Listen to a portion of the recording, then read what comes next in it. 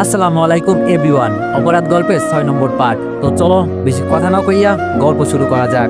সকালবেলায় সবার সাথে বসে নাস্তা করছিলাম, তখন দাদু বলে উঠলো, তা দাদু ভাই আমাদের অফিস কখন জয়েন করতেছো? আমি বললাম, অফিস জয়েন করবো মানে? আমি এখনো কোনো অফিস জয়েন করতে পারবো না। বাবা বলল, রিফাত তুই বাবার অবস্থাটা একটু দেখ, উনি কত বুড়ো হয়ে গেছে, এই বয়সে কি আর অফিস সামলাতে পারে? আমি বললাম, আচ্ছা আর কয়েক মাস যাক, ততদিন না হয় দাদু কষ্ট করুক। দাদু বলল, আমার আর কিসের কষ্ট, অফিস তো দেখে তোর ম্যানেজার আঙ্কেল, আমি একটু দেখে আসি আর কি। আমি বললাম, ও আচ্ছা দাদু, তোমার কি মনে হয় না ম্যানেজার পাল্টানো লাগবে? না মানে ম্যানেজার আঙ্কেলের তো বয়স হয়েছে, তাই না? দাদু বলল, সেটা তোকে ভাবতে হবে না, এখন সুন্দর মতো খা। আমি আর কিছু না বলে খেতে লাগলাম, তখন নিয়াল বলে উঠলো, ভাইয়া অনেকদিন ঘোরাঘুরি হয় না, আজ আমাকে একটু ঘুরতে নিয়ে যাবি কিন্তু। আমি বললাম, আচ্ছা নিয়ে যাবনি, অনেকদিন আমিও ঘুরতে পারি না, নাস্তা করে ফ্রেশ হয়ে একেবারে বের হব। নিয়াল বলল, কেন ভাইয়া? আমি বললাম, আরে একেবারে নামাজ পড়ে আসবো তাই। নেহাল বলল, ওকে ভাই। তারপর সবাই খাবার খেয়ে যার যার রুমে চলে গেলাম। একটু পর ফ্রেশ হয়ে রেডি হয়ে দুই ভাই ঘুরতে বের হলাম। অনেকক্ষণ ঘোরাঘুরি করে দুই ভাই একটা রেস্টুরেন্টে গিয়ে নাস্তা করতে লাগলাম। হঠাৎ পিছন থেকে মেয়ে কণ্ঠে কেউ বলে উঠলো, আরে রিফাত তুমি এখানে? মেয়েটার কণ্ঠ শুনে আমি আর নিয়াল দুজনেই পিছনে ফিরলাম। তারপর দেখতে পেলাম এটা তো জেরিন। আমি বললাম, আরে জেরিন তুমি এখানে? জেরিন বলল, এই তো ছোট বোনকে নিয়ে একটু ঘুরতে আসলাম, তুমি? আমি বললাম, আমিও সেই ছোট ভাইকে নিয়ে ঘুরতে আসলাম। নেহাল বলল, আরে আয়েশা তুমি? আয়েশা বলল, নেহাল তুমি? এইদিকে আমার ভাইয়ের এমন কথা শুনে তার দিকে তাকাতে জেরিন বলল, আমার বোনের নাম আয়েশা, এটা তুমি কি করে জানলে? নেহাল বলল, আরে আন্টি থুকু আপু, আয়েশা তো আমার ক্লাসে পড়ে তাই চিনি। আমি বললাম, ও আচ্ছা তাহলে তোমরা একে অপরকে চিনো তাহলে? নেহাল বলল, ভাইয়া। আমি বললাম, আরে জেরিন দাঁড়িয়ে আছো কেন, বসো, সবাই মিলে নাস্তা করি। এটা বলতে জেরিন আর তার বোন আমাদের টেবিলে বসে পড়লো। তারপর খাবার অর্ডার দিলাম। একটু পর নাস্তা আসতে সবাই আমরা নাস্তা করতে লাগলাম। তখন জেরিন বলল, তা রিফাত তোমাকে তো অফিসে খুঁজেই পাওয়া যায় না, আবার কলও ধরো না, কি ব্যাপার?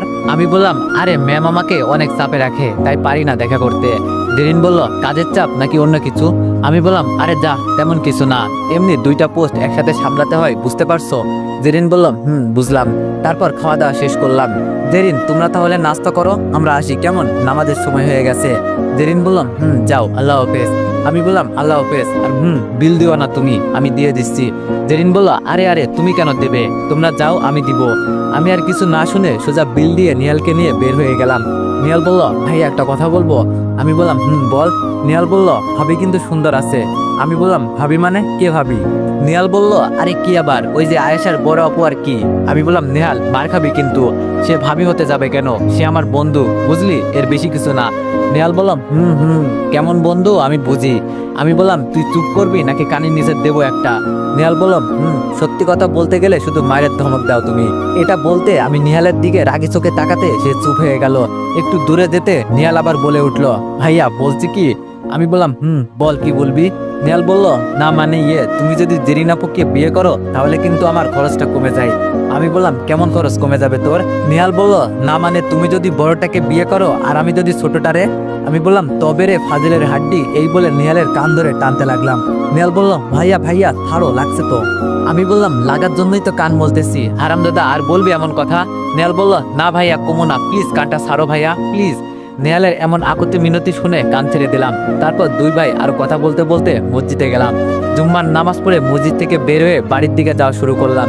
কিছুক্ষণ পর বাড়িতে আসলাম। তারপর খাওয়া দাওয়া শেষ করে রুমে গিয়ে বসতেই ফোনটা বেজে উঠলো। তাকিয়ে দেখি নীলা। রিসিভ করে বললাম, হ্যালো নীলা বলো। নীলা বলল, তুমি এখন কোথায়? আমি বললাম, আমি তো বাসায়। নীলা বলল, তাড়াতাড়ি নদীর পাড়ে চলে এসো। আমি বললাম, এই সময় নদীর পাড়ে মানে কি? বিকাল হলে যামুনি আর কি। নীলা বলল, কুত্তা তুই আসবি নাকি আমি তোর কাছে আসবো, শুধু ঠিকানা বল। আমি বললাম, আরে এমন রাগ করছে কেন, তোমার আশা লাগবে না, আমি আসতেছি। এটা বলে যেই রকম ছিলাম সেই রকম ভাবেই বের হয়ে গেলাম। কিছুক্ষণ পরে নদীর পাড়ে আসতে নীলা আমাকে আবার কল দিল। নীলা বলল, কি হলো, আসতে এতক্ষণ লাগে তোমার? আমি বললাম, আমি তো আসছি, তুমি আসছো নাকি বলো। নীলা বলল, আসলে বড় বটগাছটার নিচে চলে আসো। এটা বলে নীলা ফোন কেটে দিল। আমি আর দেরি না করে বটগাছের দিকে হাঁটা ধরলাম। বটগাছের কাছাকাছি আসতে নীলাকে দেখতে পেলাম। সে গাছটার নিচে বসে আছে আর একটা নীল জামা পরে আছে। এতে নীলাকে আজ অন্যরকম সুন্দর লাগছে, যা বলে বোঝাতে পারবো না, যদি আপনারা নজর দেন তাই কইলাম না। এইসব বলতে বলতে আমি নীলার সামনে চলে আসলাম। নীলা বলল, তুমি এসেছো, আসো বসে এখানে। এই বলে নীলা আমার হাত ধরে টান দিয়ে নীলার পাশে বসালো। নীলা বলল, তা রিফাত সাহেব আজ সকালবেলা কেমন কাটলো আপনার? আমি বললাম, ভালোই কাটছে। নীলা বলল, ভালো তো কাটবেই, এটা স্বাভাবিক। তা আপনাকে যে কোনো মেয়ের সাথে কথা বলতে মানা করছি সেটা আপনার মনে ছিল না? আমি বললাম, মনে কেমনে থাকবে না, এটা তো আমার সবসময় মনে আছে আর থাকবে। এই কথা বলতে আমার সুন্দর লম্বা চুলগুলো ধরে টানতে লাগলো আর বলতেছে, তাহলে ওই জেরিনের সাথে ঘুরছিলি কেন সকালে? আমি বললাম, আরে কই, আমি জেরিনের সাথে ঘোরাঘুরি করছি, আমি তো আমার ভাইয়ার সাথে ঘোরাঘুরি করছিলাম। নীলা বললাম, তাহলে জেরিনের সাথে রেস্তোরাঁতে বসে হেসে হেসে কথা বলছিল কে? আমি বললাম, আমি বলছিলাম। নীলা বলল, কুত্তা, তোকে আমি বলছিলাম না তার সাথে মিশবি না, তুই মিশলি কেন? আমি বললাম, আরে আমি আমার ভাইয়ার সাথে নাস্তা করছি, কোথা থেকে জেরিন এসে আমার সাথে কথা বললো, তাই ভদ্রতার খাতিরে আমি তাকে বসতে বললাম। নীলা বলল, ওই ডাইনি কথা বললে তোকেও কথা বলতে হবে নাকি? আমি বললাম, কারণ সে তো আমার ফ্রেন্ড। নীলা বলল, ও আচ্ছা, আমার থেকে তোর বন্ধু বড় তাই না, তাহলে থাক তোর বন্ধুকে নিয়ে। এটা বলে নীলা আমার চুল ছেড়ে চলে যেতে লাগলো। একটুতে রাগ করে এটা বলে একটা মুচকি হাসি দিয়ে নীলার পিছনে দৌড় দিলাম। এক দৌড়ে নীলার সামনে গিয়ে বললাম, এই তুমি আমাকে রেখে কোথায় যাচ্ছ, আজ ঘুরবে না? নীলা বলল, আমার সামনে থেকে সর, আর ঘুরবো না। এত ঘোরার শখ হলে ওই ডাইনির সাথে ঘোর, আমাকে কেন বলছি? আমি বললাম, আমি তোমাকে বলছি কারণ তুমি আমার হবু বউ তাই। নীলা বলল, একদম ন্যাকামি করবি না, কে তোর হবু বউ? আমি কারো হবু বউ না, এখন আমার সামনে থেকে সর বলছি। আমি বললাম, না সরবো না, আগে আমাকে ক্ষমা করো তারপর সরবো। এই নীলা, সরি বলছি তো, আর কোনো মেয়ের সাথে কথা বলবো না। এই দেখো কান ধরছি। নীলা অন্যদিকে মুখ ঘুরিয়ে বলল, আমার কাছে কেন ক্ষমা চাইছিস? আমি কে তোর? তোর কাছে তো তোর বন্ধু বড় তাই না, যা তোর ওই ডাইনি বন্ধুর কাছে যা। আমি বললাম, আরে বাবা, তোমাকে সরি বলছি তো, আর এমন করবো না। এই দেখো কান ধরে উঠবোস করছি, আর হবে না। এটা বলে আমি নীলার দিকে তাকিয়ে উঠবোস করতে লাগলাম, কিন্তু এই মেয়ে আমার দিকে একবারও তাকাচ্ছে না। আমি 5 বার কান ধরে উঠবোস করার পর পরের বার যখন উঠবোস করতে যাব তখনই নীলা একটা হাসি দিয়ে আমাকে বলল, এই পাগল একটা, এটা কি করছো? উঠবোস করতে হবে না, লোকে দেখলে কি বলবে? আমি বললাম, না, আগে তুমি বলো আমাকে ক্ষমা করছো, তারপর কান ছাড়বো। নীলা বলল, পাগল একটা, আমি তো তোমাকে ক্ষমা করব না এবং এই অপরাধের শাস্তি দিব, তাই কান ছাড়ো বলছি। আমি বললাম, শাস্তি দেওয়ার পর আমাকে ক্ষমা করবা? নীলা একটা মুচকি হাসি দিয়ে বলল, করব, এখন কান ছাড়ো। আমি সাথে সাথে কান ছেড়ে দিয়ে নীলাকে বললাম, এখন বলো কি শাস্তি দিবা? নীলা বলল, তোমার শাস্তি হলো আমার আর তোমার জন্য বাদাম নিয়ে আসবা, তাও 10 মিনিটে। আমি বললাম, নীলা বলল, নাই, হ্যাঁ, যাও যাও তাড়াতাড়ি যাও, টাইম শুরু হয়ে গেছে। আমি বললাম, বাজে মাত্র 3টা, এই সময় বাদাম কোথায় পাবো? নীলা বলল, সেটা আমি কি করে জানবো, আর বাকি 9 মিনিট, যাও, না হলে বুঝতে পারছো। আমি আর দেরি না করে দৌড় লাগালাম। অনেক কষ্টে বাদাম নিয়ে দৌড়ে নীলার কাছে আসতে নীলা বলল, কয় মিনিট লেট করছো? আমি বললাম, এই তো মাত্র 20 মিনিট লেট। নীলা বলল, এটা কি কেউ মাত্র বলে? টাইম দিলাম 10 মিনিট আর লেট করলে 20 মিনিট, বাহ বাহ। আমি বললাম, কি করব, সহজে পাই না তো। নীলা বলল, তাই বলে আমাকে 30 মিনিট দাঁড় করিয়ে রাখবা? আমি বললাম, তো দাঁড়িয়ে থাকতে কে বলছে, গাছের নিচে বসে থাকো। নীলা বলল, হয়েছে, আর কথা না বলে বাদামের খোসা ছাড়িয়ে আমাকে খাইয়ে দাও। আমি আর কিছু না বলে নীলাকে বাদাম খাওয়াতে লাগলাম, আর নীলা আমার কাঁধে মাথা রেখে সামনের প্রকৃতি দেখছে। আমার কিন্তু অনেক ভালো লাগছে। আচ্ছা, যদি প্রিয় মানুষটা কাঁধে মাথা রেখে হাতে হাত রাখে তখন কার না ভালো লাগে, আপনারাই বলেন। এইভাবে নীলার সাথে বিকাল পর্যন্ত ঘোরাঘুরি করে যে যার বাসায় চলে আসলাম। এইভাবে নীলার সাথে ঘোরাঘুরি, দুষ্টামি, রাগ, অভিমান, ভালোবাসার মাঝ দিয়ে কেটে গেল 1 মাস। সবাই মিলে সকালে নাস্তা করছি, তখন আম্মু বলে উঠলো, বাবা, আমি আর কত নিজে আপনাদের রেঁধে খাওয়াবো, এখন কি আপনাদের নতুন কারো হাতে রান্না খেতে ইচ্ছে করে না? আব্বু বলল, তুমি সত্যি কথা বলছো, এখন তোমার হাতে খেতে ইচ্ছা করে না, যদি নতুন জনের হাত থেকে খেতে পারতাম। ইস। আম্মু বলল, এমন ভাব করছে যেন তাকে নতুন কাউকে আনতে বলছে। আমি আপনার কথা বলছি না, আপনার গুণধর ছেলের কথা বলছি। আব্বু বলল, আমি বুঝতে পারছি। দাদু বলল, তা দাদু ভাই, তোমার কি কাউকে পছন্দ আছে নাকি? আমি বললাম, তোমরা এসব কি শুরু করছো, আমি এখন বিয়ে করব না, আমাকে আর একটু সময় দাও। নেহাল বলল, দাদু, আর একটু সময় দিলে ভাইয়া বুড়ো হয়ে যাবে, তখন ভাইয়া বিয়ে করতে না পারলে আমার সমস্যা বেশি হবে। নেহালের কথা শুনে সবাই হাসলেও আমি তার দিকে রাগি চোখে তাকিয়ে আছি। আব্বু বলল, তোর যদি পছন্দের কেউ থাকে তাহলে বলতে পারিস, না হলে আমাদের কিন্তু মেয়ে পছন্দ আছে, তুই শুধু রাজি হলেই হবে। আমি বললাম, বাবা, আমাকে 2 দিন সময় দাও। আব্বু বলল, ওকে দিলাম, এই 2 দিনে কিছু করতে না পারলে কিন্তু আমরা কিছু করব। আমি বললাম, ওকে, তাই করিও। তারপর সবাই যে যার মতো নাস্তা করতে লাগলো। আমি নাস্তা শেষ করে অফিসের দিকে রওনা দিলাম।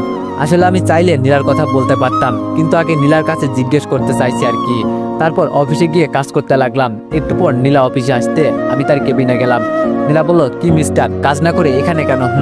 আমি বললাম, তোমার সাথে আমার জরুরি কথা আছে। নীলা বলল, কি কথা বলো? আমি বললাম, বাড়ি থেকে আমাকে বিয়ের কথা বলছে। আমার কথা শুনে নীলা হাসতে লাগলো। আমি বললাম, কি হয়েছে, হাসতেছো কেন? নীলা বলল, তুমি মেয়ে নাকি যে তোমাকে বিয়ের জন্য চাপ দিবে? আমি বললাম, আরে না, বাড়ির বড় ছেলে, এখন ভালো চাকরিও করি, তাই সবাই মিলে চাইছে আমি বিয়ে করি। নীলা বলল, ও তাই, তাহলে করে ফেলো। আমি বললাম করে ফেলবো যদি তুমি রাজি থাকো। নীলা বলল আমি কেন রাজি হব? আমাকে এখনো কি প্রপোজ করছো? আমি বললাম না করিনি। নীলা বলল তাছাড়া বিয়ের কথা আমাকে না বলে আমার বাবাকে বলো, উনি সব দেখবে। আমি বললাম এখন তাহলে তোমার বাবার কাছে যাই চলো। নীলা বলল থাক, তোমাকে আর কষ্ট করতে হবে না। আমি বললাম মানে? নীলা বলল কাল বাবা অফিসে আসবে, তখন যদি অফিসে সবার সামনে আমাকে প্রপোজ করতে পারো তাহলে আর কাউকে রাজি করাতে হবে না। আমি বললাম আচ্ছা তাহলে তাই হবে। নীলা বলল ওকে মাই আবুল। আমি বললাম তাহলে আমি এখন যাই বউ থুক্কু ম্যাম। নীলা বলল যাও, আর ভালো করে মন দিয়ে কাজ করো কেমন? এটা বলে একটা মুচকি হাসি দিল। আমি বললাম সেটা আর বলতে। এটা বলে নীলার কেবিন থেকে নিজের কেবিনে চলে গেলাম।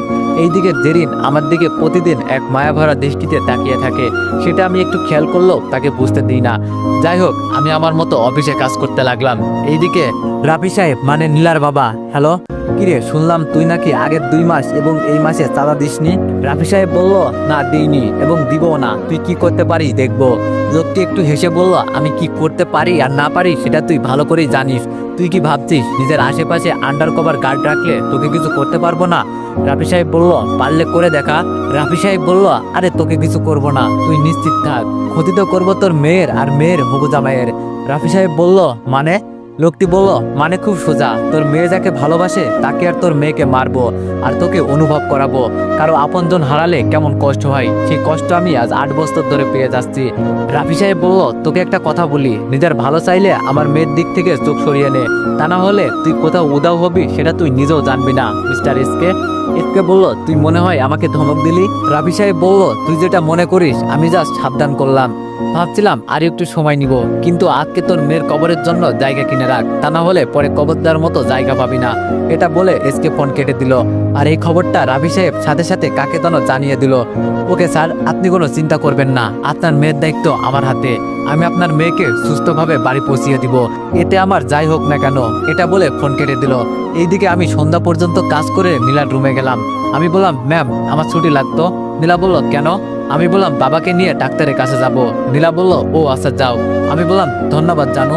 নীলা বলল ওই সাবধানে যেও কিন্তু। আমি বললাম ওকে বলে বের হয়ে গেলাম অফিস থেকে।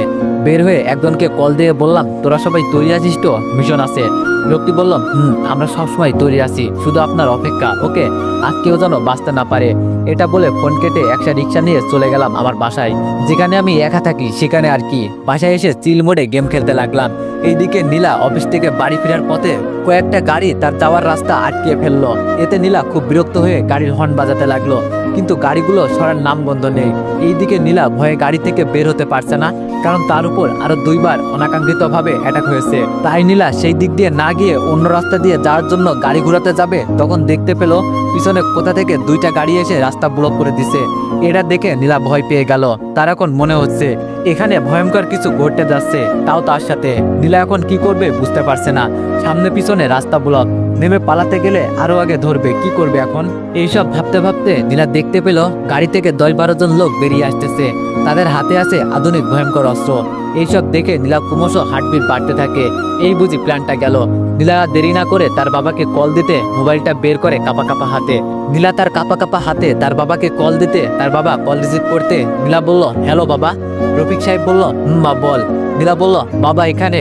নীলা আর কিছু বলতে যাবে তখনই একটা ছেলে গাড়ির আয়নাতে থাপ্পড় দিল, আর এতে নীলা ভয় পেয়ে হাত থেকে মোবাইলটা ফেলে দিল। এইদিকে রফিক সাহেব বুঝতে পেরে গেলেন তার মেয়ে এখন বিপদে, তাই সে আর দেরি না করে সবাইকে জানিয়ে দিয়ে রফিক সাহেব বাড়ি থেকে বের হয়ে গেল। এইদিকে নীলা বলল প্লিজ আপনারা এমন করছেন কেন, আমাকে যেতে দিন, আমি তো আপনাদের কোনো ক্ষতি করিনি। লোকটি হেসে বলল তুই ক্ষতি করিসনি তো কি হয়েছে, তোর বাপ তো করেছে, এখন বেশি কথা না বলে বের হতো দেখি। নীলা বলল না আমি বের হব না, হেল্প, কেউ বাঁচাও, কেউ আসো। লোকটি বলল তোকে এখানে কেউ বাঁচাতে আসবে না, শুধু শুধু না চিল্লিয়ে গলা খারাপ না করে ভালো মেয়ের মতো বেরিয়ে আয়। নীলা আরো জোরে কান্না করে দিল আর তাদের কাছে বলতে লাগলো আমাকে ছেড়ে দিন প্লিজ। লোকটি বলল এই মেয়ে বাচ্চাদের মতো কান্না আর সহ্য হচ্ছে না, দরজার আয়না ভেঙে দরজা খুলে এই ছেমড়িরে বাইর কর। ওকে ভাই। এই বলে একটা ছেলে হকি স্টিক দিয়ে যখন কাজ ভাঙতে যাবে তখন একটা ছেলে অন্ধকার থেকে বলে উঠলো আরে আরে বস কি করছো, এত দামি গাড়ির কাজ ভাঙলে তো অনেক টাকা খরচ হবে। ছেলেটা এই কথা বলতে গুন্ডারা সবাই পিছনে তাকাতে দেখলো কালো হুডি মুখে মাস্ক পরা একটা ছেলে। কে তুই? ছেলেটা বলল আমি মানুষ। সেটা আমরাও দেখছি, এটা বল তোর পরিচয় কি?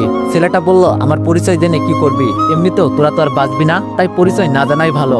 ছেলেটার এমন কথা শুনে গুন্ডারা হাসতে লাগলো। আর এইদিকে গুন্ডাগুলো পিছনে ঘুরে কার সাথে কথা বলছে এটা দেখতে নীলা গাড়ি থেকে একটু উকি দিতে দেখলো একটা ছেলে গুন্ডাগুলোর সাথে কথা বলছে। আর সেই ছেলেকে দেখে নীলার জন্য দেহে প্রাণ ফিরে এলো, কারণ এই ছেলে নীলাকে আরো 2-3 বার বাঁচিয়েছে। সবাই হাসা শেষ করে তাদের মধ্যে একটা ছেলে বলে উঠলো, ভাই তুই বাংলাটা খেয়েছিস নাকি ইংরেজিটা? ছেলেটা বলল, কিছু খাইনি। তাহলে এত আবল তাবল বকছিস কেন? আমাদের দেখছিস আমরা 15 জন আর তুই একা। যাও মানা, তুমি তোমার লেভেল দেখে পাওয়া যাও, এখানে তোমার মতো বাচ্চা আসা ঠিক না। এটা বলে গুন্ডাগুলো হাসতে লাগলো। আর এইসব দেখে ছেলেটা একটা মুচকে হাসি দিয়ে বলল, কে বাচ্চা আর কে বড় সেটা একটু পর বোঝা যাবে। এই তোরা শুধু শুধু এই আবালটার সাথে কথা বলে দেরি করছিস কেন?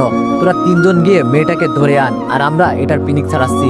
ওকে ভাই, আপনারা আপনাদেরটা করেন। এই চল আমরা ওই পুলটি সিটারে বের করে আনি। এটা বলে 3 জন শয়তানি হাসি দিয়ে নীলার গাড়ির দিকে যেতে লাগলো। এইদিকে ছেলেটা বলল, তোরা মেয়েটাকে তো দূরের কথা, তার গাড়িতে হাত দিলে তোদের খবর আছে। কিন্তু তারা ছেলেটার কথা না শুনে তার গাড়ির কাছে গিয়ে দরজায় হাত দিতে যাবে, তার আগেই ছেলে 3টা মাটিতে পড়ে গেল। এইদিকে সবাই তাদের আওয়াজ শুনে পিছন ফিরে তাকাতে দেখলো ছেলে 3টা মাটিতে পড়ে আছে এবং তাদের মাথা থেকে রক্ত বেয়ে পড়ছে। এইদিকে ছেলেটা হেসে বলল, তোদের বলছি না মেয়েটা তো দূরে থাক, তার গাড়িতে হাত দিতে পারবি না তোরা। এইবার সব গুন্ডা ছেলেটার কথা শুনে ছেলেটার কাছে দৌড়ে গিয়ে চারপাশ থেকে ছেলেটাকে বন্দুক তাক করে ফেললো। আর এটা দেখে নীলা আবার ভয় পেয়ে গেল। এখন কি হবে? ছেলেটাকে তো সবাই ঘিরে ফেলেছে। নীলা ভয়ে আল্লাহকে ডাকছে আর তাদের কাজকর্ম দেখছে। এইদিকে ছেলেটার যেন কোনো ভয় হচ্ছে না, মনে হচ্ছে লোকগুলো বন্দুকের বদলে কলা ধরে আছে তার মাথায়। ভাই, এই ছেলে তো দেখি অনেক সাহস, এতগুলো বন্দুকের মাঝেও ছিটে ফোটা ভয় দেখছি না তার ভিতরে। বস বলল, কিরে তোর তো দেখি অনেক সাহস, কিন্তু আফসোস এই সাহসের জন্য আজ তোকে মরতে হবে। ছেলেটা হেসে বলল, তোরা আমাকে মারবি? তোরা? বিশ্বাস কর ভাই, এই বছরের সেরা একটা জোক ছিল। বস বলল, এটা তোর কাছে মজা মনে হয়? যখন বন্দুকের সব বিসি কপালে ভরে দিব তখন মজাটা যা একদম নিচ দিয়ে বের হবে। ছেলেটা বলল, একবার পিছনে তাকিয়ে দেখতো, কি দেখতে পাস? বস বলল, পিছনে আবার কি থাকবে? আবার নাকি আমাদের বোকা বানাতে চাইছি? আমি বললাম, আরে একটু তাকা, তারপর বুঝতে পারবি। ছেলেটার কথা শুনে সবাই পিছন ফিরে তাকাতে দেখে তাদের গায়ে লেদার পড়েছে। এটা দেখে ছেলেগুলো বলল, এইসব কি? ছেলেটা বলল, এইসব কি দেখতে চাস তাই না? তাহলে দেখ। কি রে, তোরা ছাগলগুলোর একটু দেখা দে, তারা একটু দেখুক তোরা কে। ছেলেটার কথা শুনে অন্ধকার থেকে হুড় করে বেরিয়ে আসতে লাগলো স্পেশাল ফোর্স। তাদের হাতে ছিল ভয়ঙ্কর উন্নতি মানের রাইফেল। এতগুলো ফোর্স দেখে ছেলেগুলো যায় অবস্থা।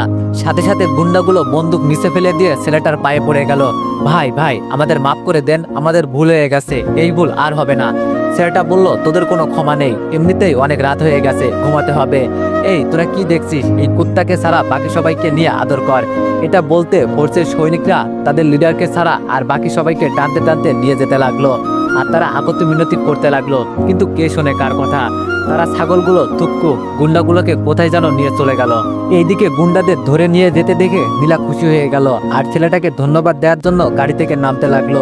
এইদিকে ছেলেটার পায়ে এখনো পড়ে আছে গুন্ডা একটা। ছেলেটা বলল, বল তোদের এখানে কেন পাঠিয়েছে? লোকটি বলল, ভাই এই মেয়েকে উঠিয়ে নিয়ে যেতে। ছেলেটা বলল, কে বলেছে? লোকটি বলল, ভাই এসকে বলেছে। এটা বলতে ছেলেটা গুন্ডাটার মাথায় বন্দুক ধরলো।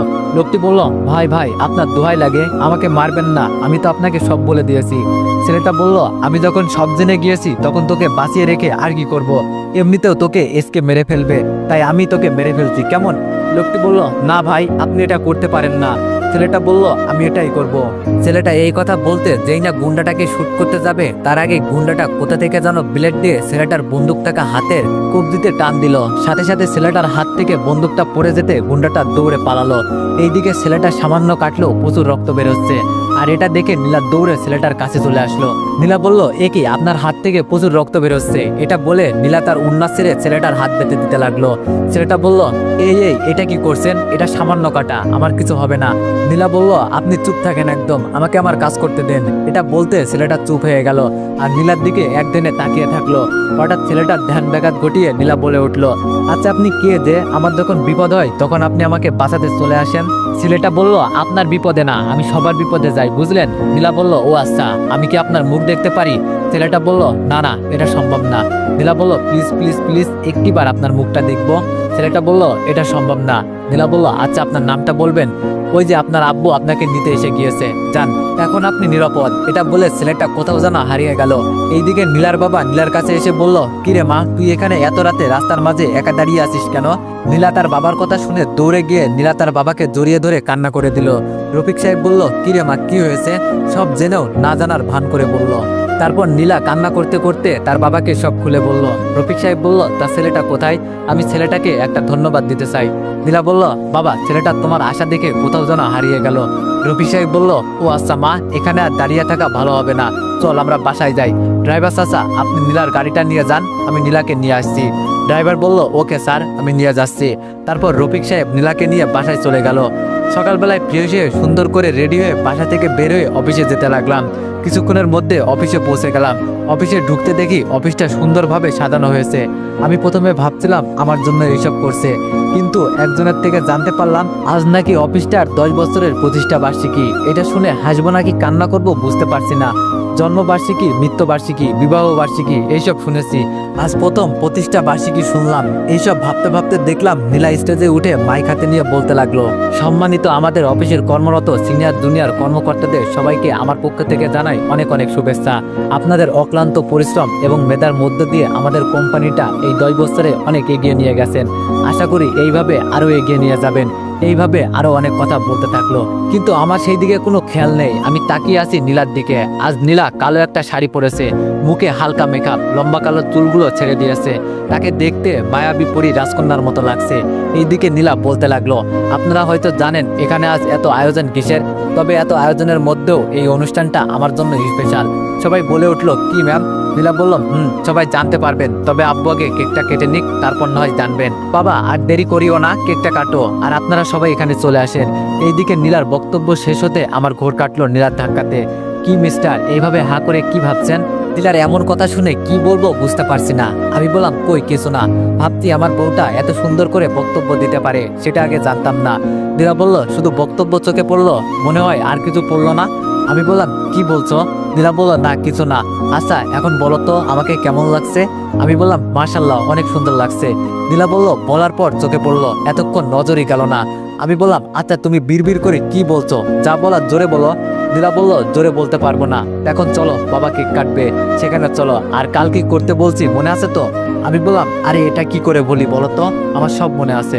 নীলা বলল, তাহলে আর ঢং না করে স্টেজে চলো। এই বলে নীলা আমার হাত ধরে স্টেজে নিয়ে গেল এবং তার সাথে দাঁড় করিয়ে দিল। এইদিকে আমাদের এমন হাসি খুশি কথা বলতে দেখে জেরিনের যেন সহ্য হচ্ছে না, ইচ্ছে করছে এখনই নীলাকে গলা টিপে মেরে ফেলতে। জেরিনের এমন জেলাস হওয়ার কারণ, সে রিফাতকে কলেজ লাইফ থেকে পছন্দ করে, কিন্তু বন্ধুত্বের সম্পর্ক নষ্ট হবে বলে আজও বলেনি। এইদিকে রফিক সাহেব কেক কাটতে সবাই মিলে হাতে তালি দিয়ে অভিনন্দন জানালো এবং একে একে সবাইকে কেক বিতরণ করলো। তারপর সবশেষে নীলা মাইক্রোফোন হাতে নিয়ে বলতে লাগলো, অ্যাটেনশন গাইস, আমার সেই স্পেশাল মুহূর্তটা চলে এসেছে। রিফাত, আসো আমার সামনে। নীলার এমন কথা শুনে আমি একটু লজ্জা প্লাস নার্ভাস ফিল করলাম। নীলা বলল, কি হলো, আসো। তারপর আমি নিজের মধ্যে একটু সাহস জুগিয়ে নীলার কাছে গেলাম। নীলা বলল, এইবার সবার সামনে বলো তুমি আমাকে কি বলতে চাও।